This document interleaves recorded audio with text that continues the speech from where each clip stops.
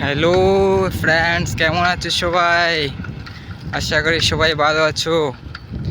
তো ফ্রেন্ডস, আজকে এই নতুন ব্লগে তোমাদের সবাইকে স্বাগত জানাই। তো আজকে এই ভিডিওতে দেখতে পারবে, এটা হলো আমাদের গুড়ামারার মেইন রোড।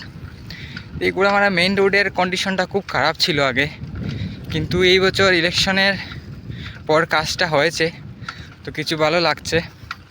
তো আমি সাইকেল নিয়ে বের হয়েছি আজকে, সাইকেল চালিয়ে যাচ্ছি, অনেক ভালো লাগছে। মানে আগে যখন এই রাস্তায় চলাফেরা করতাম অনেক প্রবলেম হতো চলাফেরা করতে, কিন্তু এখন অনেক ভালো লাগছে। এইভাবে যদি উন্নত হয় রাস্তাঘাটগুলো, খুবই ভালো লাগবে। তো ফ্রেন্ডস, দেখতে থাকো ভিডিওটা লাস্ট পর্যন্ত।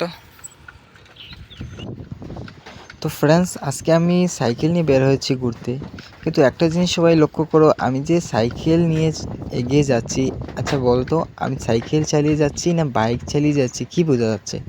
এই যে সাইকেলের যে স্পিডটা বোঝাচ্ছে না একটা বাইক নিয়ে আমি এগিয়ে যাচ্ছি। তো ফ্রেন্ডস, হ্যাঁ আমি সাইকেল প্রায় 40-এর মতো স্পিডে আমি চালাতে পারি, তো বোঝা যাচ্ছে সাইকেল মানে বাইক নিয়ে আমি বের হই। তো ফ্রেন্ডস, আর কিছু সামনে চলে যাওয়ার পরে একটা জিনিস দেখাবো, এখানে এমন অনেক স্মৃতি জড়িয়ে রয়েছে। কেননা আমি সামনে একটা স্কুল দেখতে পাবে, সেই স্কুলে আমি ছোটোবেলা পড়ালেখা করেছি। আর এখানে এই রাস্তা দিয়ে যখন যাই, এই স্কুলের পাশ দিয়ে যখন যাই, তখন আমার পুরোনো স্মৃতিগুলো জেগে ওঠে মনের মধ্যে। আর অনেক মানে কি বলবো, অনেক দুঃখ ইমোশন হয়ে যায়।